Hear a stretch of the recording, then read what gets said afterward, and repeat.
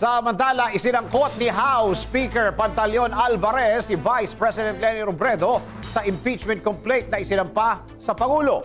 Kung bakit dinamay ni Alvarez si VP Leni, alamin natin sa report ni RHO9, Sunny Casulia.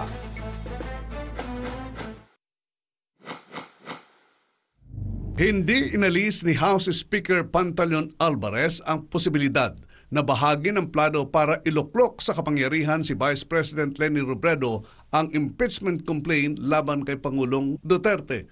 Ayon kay Alvarez, lahat ay posible at sa tingin niya ay nagmamadali si Robredo na pumalit sa Pangulo. Maaga ring binaril ni Alvarez ang impeachment complaint ni Magdalo Party List Gary Alejano laban kay Duterte. Sa tingin ng House Speaker, hindi uusad ang impeachment dahil walang sustansya ang reklamo kaya mahihirapan itong makarating sa plenaryo.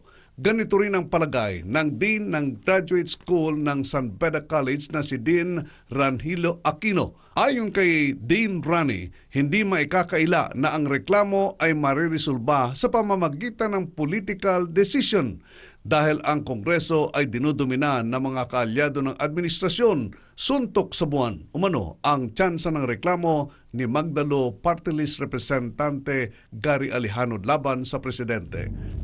Don't forget that impeachment, strictly speaking, is not a judicial process. It is an exercise of political justice. So may paglilitis, may investigation, pero gawa yan ng mga politiko because they have to make a political decision about whether or not a certain person is still fit for public office. RH9, Sunny Casulia, naglilingkod sa pagbabalita.